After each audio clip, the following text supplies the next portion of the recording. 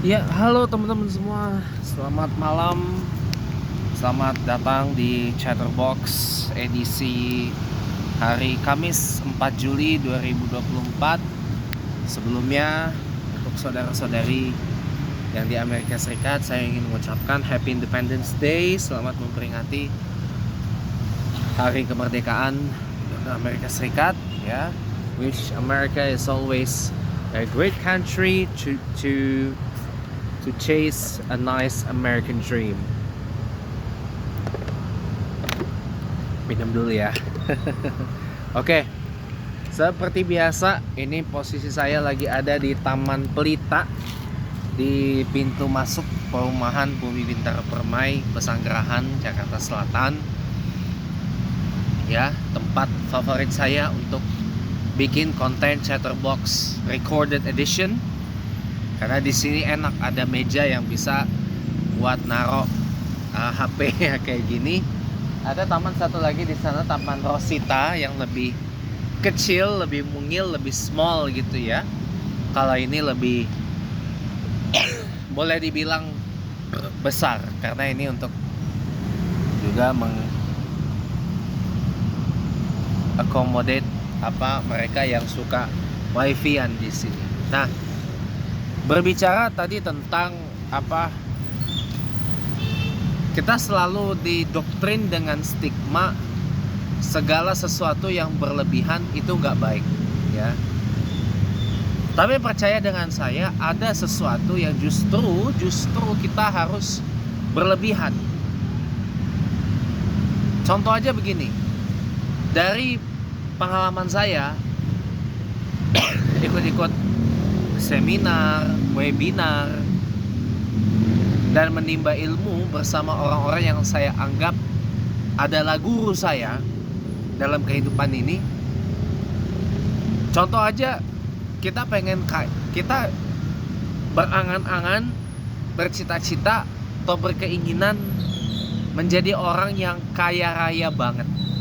Udah kaya, pakai raya, pakai banget lagi. Dan kadang-kadang kita juga suka ngomong saya ingin lebih kaya dibandingkan dengan orang A, orang B, orang C atau orang D. Saya ingin lebih sukses daripada orang A, orang B, orang C dan orang D. Ya. Nah, kalau ada kata lebih di situ, berarti apa? Usaha untuk mencapai ke sana harus lebih juga. Harus berlebih juga usaha untuk mencapai ke sana. Untuk mencapai kita yang ngomong dari mulut kita, dari lisan kita, dari bibir kita ini keluar omongan bahwa saya ingin lebih kaya dari orang A, saya ingin lebih kaya dari orang B, saya ingin lebih kaya dari orang C, gitu ya. Berarti usaha kita untuk lebih kaya itu harus lebih. Usaha kita untuk lebih kaya dari orang A, orang B, orang C gitu ya, yang kita jadi dalam tanda kutip patokan itu juga harus lebih, gitu loh. Jadi harus lebih, harus berlebih juga usahanya. Contoh begini, misalkan orang A, dia kaya karena dia punya, taruhlah misalkan 5 bisnis. Katakanlah dia punya 2 franchise rumah makan, 2 waralaba rumah makan, ya. Dia punya investasi properti, ya. Taruhlah dia punya 1 unit rumah yang dia jadikan investasi properti, ya. Lalu dia punya 1 unit apartemen yang dijadikan investasi properti, dan dia juga punya investasi saham. Dia pegang 1 saham, ya. Dan saham ini bukan saham ecek-ecek. Dia termasuk saham yang boleh kita bilang ini adalah saham blue chips yang terus bertumbuh, yang kapitalisasinya terus besar, dan laporan keuangan itu selalu menunjukkan berasal dari perusahaan yang terus bertumbuh. Nah, orang A punya itu. Nah, kita kalau mau ngomong lebih kaya dari orang A itu, berarti kita harus lebih usahanya dari orang A yang punya 5 bisnis itu tadi. Berarti apa? Kesimpulannya gimana? Ya kita harus lebih punya bisnis yang lebih banyak lagi, punya bisnis yang lebih dari 5, punya saham blue chips lebih dari 1, punya investasi properti lebih dari 2 contohnya. Kan ini kita banding dengan orang A yang punya 5 entitas yang punya bisnis, ya. Dia kaya karena dia punya 5 bisnis yang menguntungkan semua, ya. Dia punya ya entitas bisnis 5 bisnis. Berarti apa? Kita harus punya lebih dari 2 bisnis properti. Dan kita harus punya lebih dari 2 warung makan atau warung makan rumah laba, atau lebih dari 2 franchise restoran atau rumah makan. Begitu. Syukur-syukur bisa kita autopilot kan. Syukur-syukur itu adalah franchise yang bisa di autopilot, yang memang kerjanya dia tuh autopilot. Karena itulah goals tertinggi dari bisnis. Bisnisnya jalan, pemilik bisnisnya jalan-jalan. Nah, tapi kan kita ngomong, saya mau lebih kaya dari orang A. Orang A punya 5 bisnis. Dia punya 2 franchise rumah makan, franchise restoran, restoran waralaba, ya, yang semuanya ini autopilot. Nah, kita harus punya lebih dari 2. Oh, saya berlebih dong. Oh iya, usahanya apa? Nyari apa yang cocok. Bukan yang cocok dengan kita, yang cocok dengan pasar. Kalau syukur-syukur makanannya cocok sama kita dan cocok juga diterima oleh pasar, itu akan jadi lebih untung. Ditambah lagi autopilot, akan lebih jos lagi, ya. Sudah itu usahanya keluarin modal untuk bayar franchise ya selama beberapa tahun. Belum lagi perpanjang franchise itu. Tambah lagi apa misalkan? Prestasi, tambah lagi lokasi. Lokasi juga pengaruh. Kalau lokasinya strategis, parkir buat kendaraan bermotornya mudah dijangkau oleh angkutan umum. Ya pokoknya lokasinya oke lah gitu ya. Dan pasarnya ada. Pangsa pasarnya ada. Pangsa pasar itu kita dapat. Ya. Sudah lokasinya oke, pangsa pasar dapat, harga pun sesuai dengan target market atau target pasar kita tuju. Itu udah goal. Tapi kan tadi ngomongnya saya mau lebih kaya dari orang A. Berarti harus lebih dari itu usahanya. Lebih dari itu. Apa artinya? Berarti kita harus buka kalau nggak lebih dari 2 franchise restorannya. Kita franchise-kan 1 restoran, tapi buka lebih dari 1 cabang, lebih dari 1 lokasi. Itu loh, ya. Belum lagi tadi investasi properti. Dia orang A ini punya 2 investasi properti, ya. 1 apartemen, satunya lagi rumah.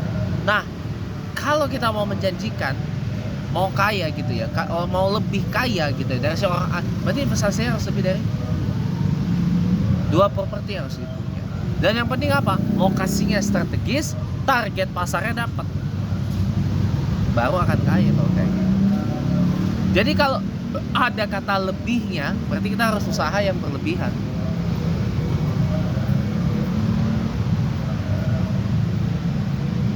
Saya ingin lebih sukses dari orang A gitu misalkan. Oh ya kita harus usaha lebih. Contoh, orang A lebih sukses dalam misalkan dalam karir kepegawaian negerinya.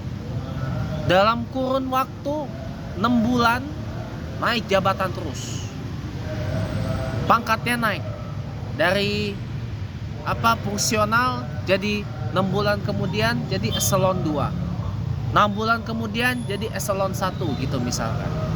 Nah kita kan mau lebih dari orang A ini dalam karir kepegawaian negerinya, ya kita harus tunjukkan yang lebih, kita harus usaha yang lebih agar bisa melampaui si orang A ini yang dalam kurun waktu 6 bulan bisa mendapat kenaikan jabatan seperti itu.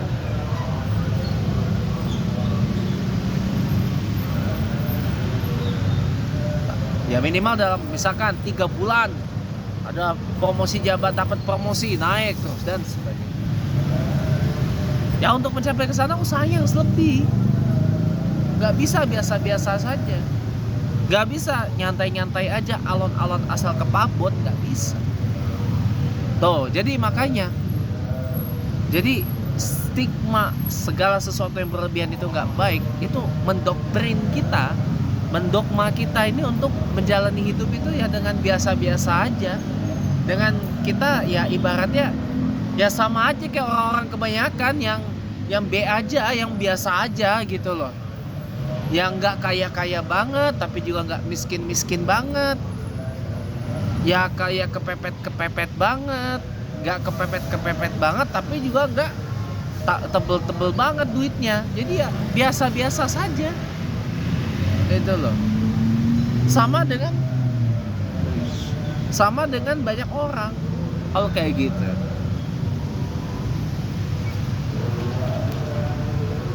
Oke? Iya. Kalau kita ingin lebih pandai dari, taruhlah saya ingin lebih pintar, saya ingin lebih cerdas daripada orang B. Lah orang B ini pintarnya di bidang apa? Cerdasnya di bidang apa? Kalau kita mau lebih pintar, lebih pandai, lebih usahanya harus lebih. Tadi berbicara tentang gizi, tentang nutrisi. Ya. Kalau mau lebih pintar, lebih pandai, lebih cerdas, tentunya kan harus mengkonsumsi makanan yang merangsang apa?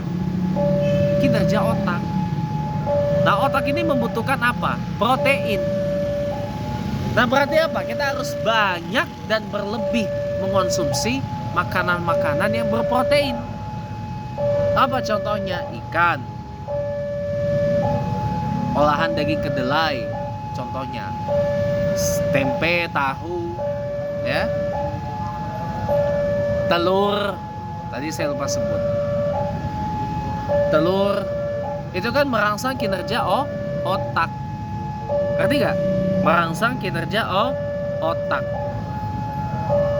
Apa menjadi suplemen kinerja otak gitu. Itu makanan yang semua mengandung protein. Makanya kenapa orang Jepang itu pintar-pintar, cerdas-cerdas, pandai-pandai. Makanya kenapa orang Norwegia, orang Inggris pada pintar-pintar, pada cerdas-cerdas, pada pandai-pandai. Ya karena mereka banyak mengkonsumsi makanan yang berprotein. Melebihkan konsumsi makanan-makanan yang mengandung protein. Seperti ikan, tempe, tahu, telur. Nah itu. Jadi nggak apa-apa mau kita dibilang, alah lu masih makan tahu tempe aja, sosokan bahasa Inggris lu panggil mami daddy. Lo ya nggak apa-apa. Kita makan tahu tempe yang berlebih itu aja bisa merangsang kinerja otak, biar pintar kita ini, biar cerdas kita ini, biar IQ kita dia meningkat. Kenapa? Karena otak itu membutuhkan apa? Protein. Gitu loh. Nah sementara kan kalau untuk ngegedein perut, kayak saya nih perutnya busung besar, buncit gitu kan. Kenapa kok bisa perut saya buncit besar kayak begini? Kebanyakan karbohidrat. Sudah kebanyakan karbohidrat, kebanyakan lemak. Ya kalau badannya mau seperti saya begini ya, posturnya orang Arab itu kan kebanyakan besar-besar, gendut-gendut ya gemuk-gemuk. Orang Arab tuh badannya besar-besar, gemuk-gemuk, tinggi kebanyakan. Kenapa? Karena mereka condongnya lebih makan makanan yang banyak karbonya dan banyak lemaknya. Jadi mereka kalau untuk ngegedein badan mereka, ngegedein perut mereka, lebih banyak makan apa? Makan daging. Daging ayam, daging unta, daging domba, daging kambing, daging sapi. Dan nasinya banyak. Nasinya banyak. Sudah beras basmati pula, ya. Dan nasinya banyak. Mereka juga makan porsinya banyak.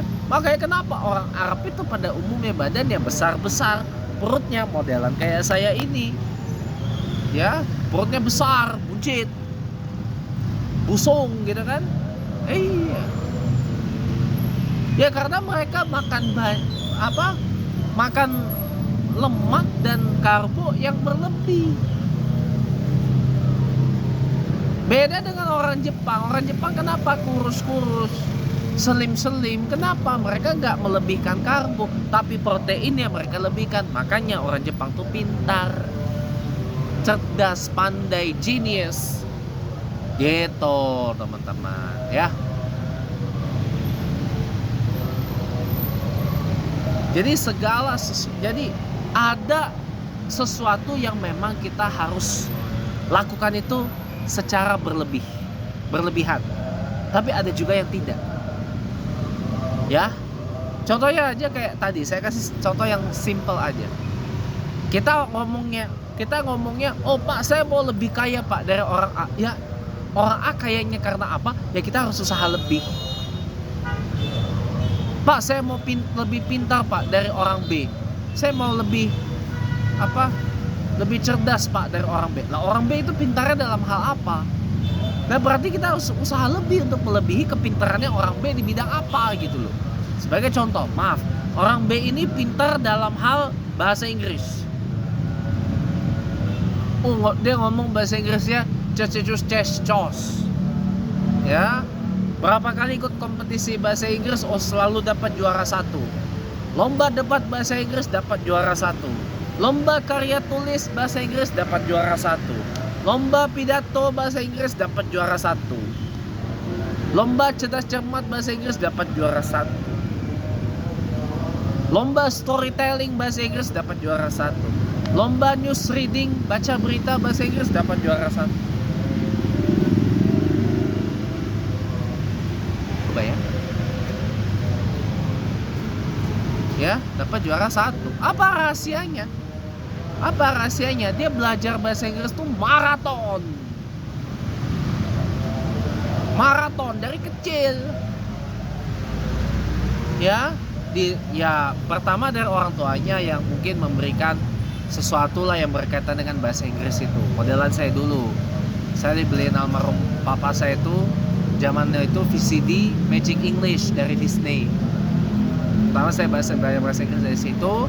Kemudian dari almarhum tante saya lulusan UI, saya dibelikan kamus dan sebagainya, dan masih banyak lagi.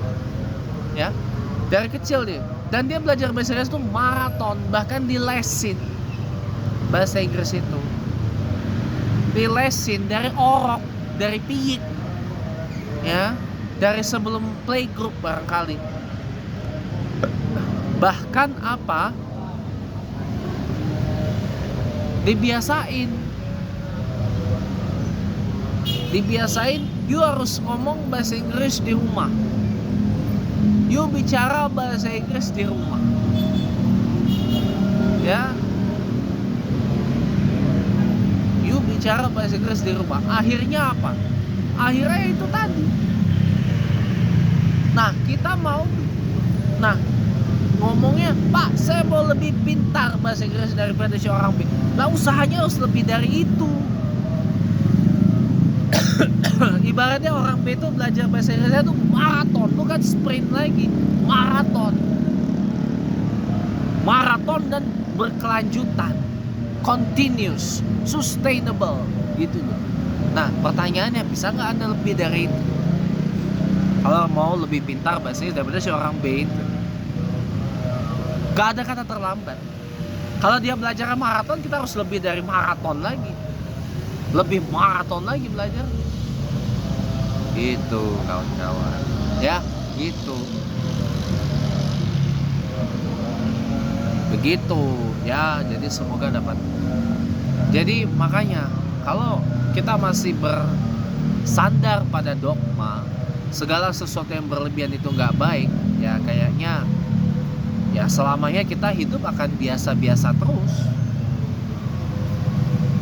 Makanya saya selalu mengkampanyekan ya, saya selalu mensugesti diri saya. Saya ini bukan motivator, tapi saya lebih berbagi sugesti aja, atau sugesto. Saya tuh paling benci kata motivasi, jujur, gak tahu kenapa. Saya tuh lebih sering atau lebih senang menggunakan kata sugesti daripada motivasi. Karena kalau sugesti itu akan lebih ngena daripada motivasi. Kadang orang-orang itu kayak, kalau motivasi itu, Pak saya kurang termotivasi Pak untuk itu. Loh kenapa kurang termotivasi? Nggak mood. Tapi jarang kan orang ngomong, Pak saya nggak tersugesti Pak, gitu. Atau kadang-kadang kalau bahasa Inggris, I'm not suggested to do this, I'm not suggested because of bla bla bla bla.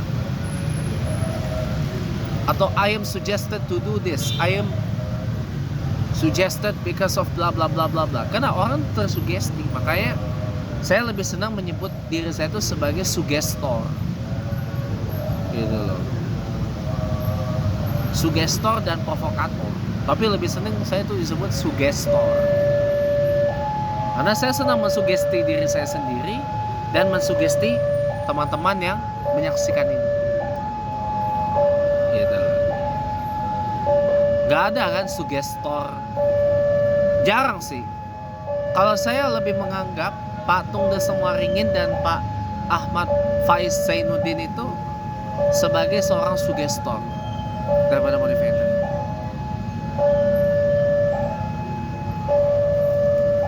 Ya, seorang sugestor. Jadi makanya saya selalu menginikan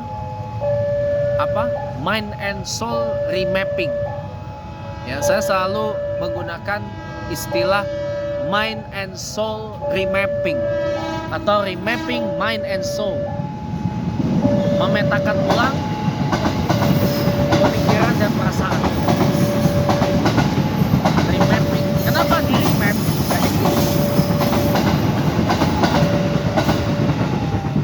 Dipetakan ulang. Sama aja kan Anda familiar dengan remap mesin mobil, remap mesin bus, remap mesin truk, remap mesin motor. Kan dipetain ulang gitu. Nah, jiwa dan pikiran kita juga perlu di remap. Kalau kita masih bersandar pada dogma atau doktrin yang sudah obsolete. Contoh seperti yang kita bahas malam ini, segala sesuatu yang berlebihan itu nggak baik. Itu sudah obsolete dari dulu.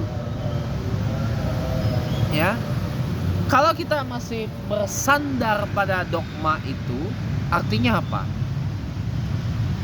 Artinya harus ada yang diperbaiki. Karena kita akan hidup biasa-biasa aja terus. Sampai kita mati pun hidupnya biasa-biasa aja. Gitu loh. Pertanyaannya, mau nggak hidup yang biasa-biasa aja? Itu semua terpulang kepada Anda. Karena apa? Saya selalu bilang, life's a choice. Hidup itu pilihan. Dan kalau saya kutip judul bukunya Presiden Susilo Bambang Yudhoyono, selalu ada pilihan dalam hidup ini. Contoh, kita memilih menjadi orang yang kaya raya. Sudah kaya raya pakai banget lagi. Sudah pakai banget, pakai tambah lagi apa? Mentereng. Berarti apa? Ketika kita memilih untuk itu, mohon maaf ya, tanggung jawab kita lebih. Tanggung jawab atas pilihan kita akan lebih besar. Dan usaha kita untuk ikhtiar kita untuk ke sana juga harus berlebihan ikhtiarnya. Makanya wajar ketika orang-orang terkaya baik di Indonesia maupun dunia, ketika merintis usahanya, ketika meniti dari bawah sampai sekarang ini, mereka usahanya berlebih, ada yang dikorban. Ada yang dikorban.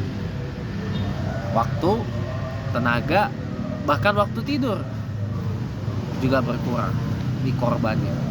Ada yang tidur hanya 2, 3, 4 jam sehari, bahkan 5 jam.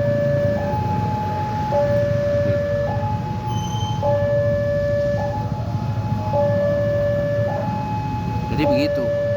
Apalagi harus berlebih, sabar. Oh, kita harus berlebih sabar itu. Kenapa?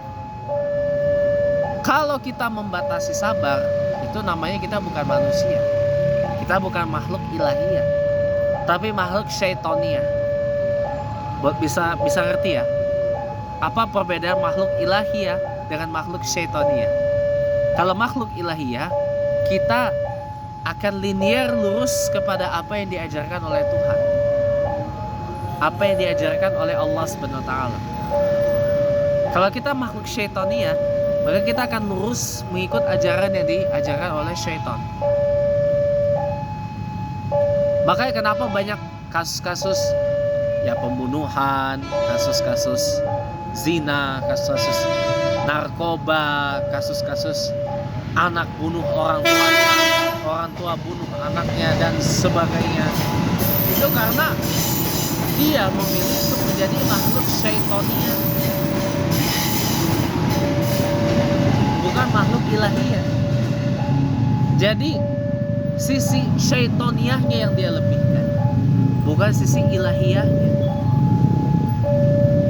Makanya kalau kenapa kita harus berlebihan sabar, ya, atau harus lebay banget dalam sabar gitu ya. Ya karena kita makhluk ilahiyah. Makhluk ilahiyah yang ibaratnya harus pakai banget lurus kepada ajaran yang diajarkan oleh Tuhan. Ajaran yang diajarkan oleh Allah Subhanahu wa taala. Maka dalam Asmaul Husna itu juga disebut Allah Maha Penyabar.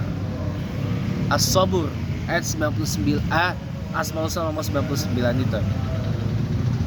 Itu saya selalu sampaikan, itu adalah Asmaul Husna yang paling berat untuk diterapkan oleh manusia. Kenapa? Karena ada ego. Ada ego. Ada ego yang berusaha membatasi kita untuk menjadi orang yang gak sabar. Sama sekali.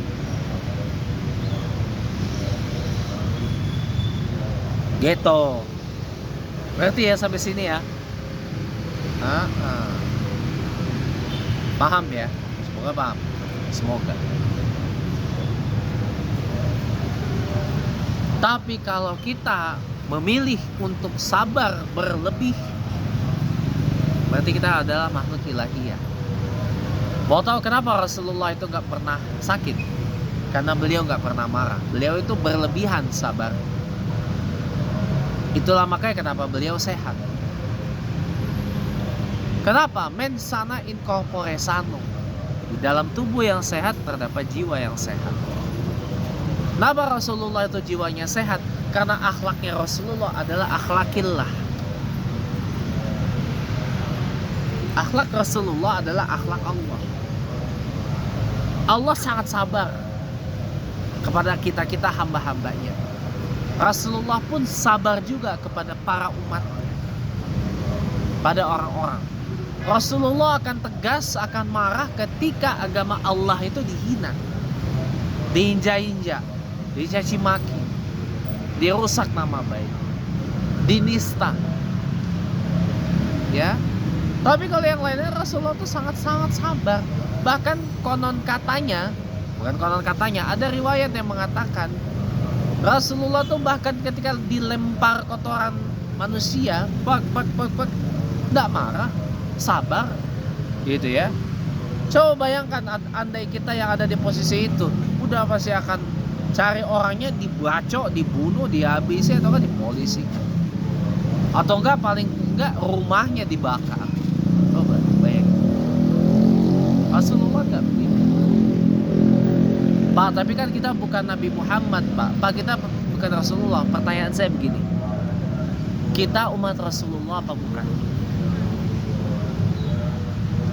Kalau kita mulut kita ini, mulut dan bibir kita yang penuh dusta ini, mulut dan bibir kita yang pandai ngeles, pandai menjilat, pandai amat berbohong ini, mulut kita, bibir kita yang kadang gak jujur ini, mengaku diri kita ini umat Rasulullah, ya, tapi kita gak mempraktekkan, gak mencontoh, gak mengaplikasikan apa yang sudah ditauladankan oleh Nabiullah Muhammad Sallallahu Alaihi Wasallam, berarti kita nggak usah mengaku diri kita umat Nabi Muhammad. Nggak usah. Diet. Begitu kawan-kawan. Sudah ngerti ya? Sudah paham ya?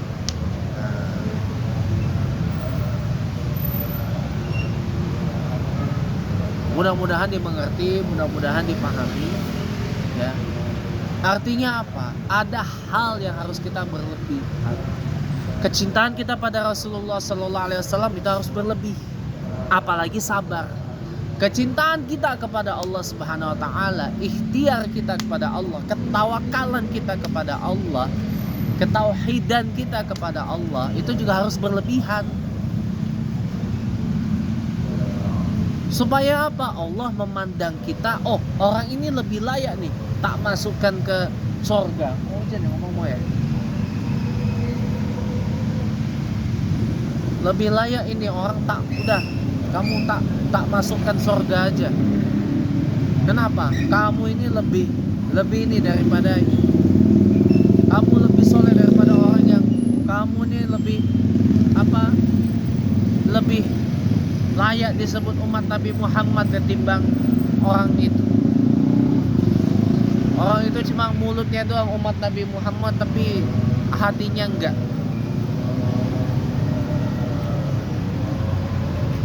Gitu ya. Jadi kecintaan dan takwaan kita pada Allah pun juga harus berlebihan. Ya. Contoh para sufi. Sufi kalau sholat itu sangat berlebihan dia. Maksudnya dia ini dikit-dikit sholat, ya.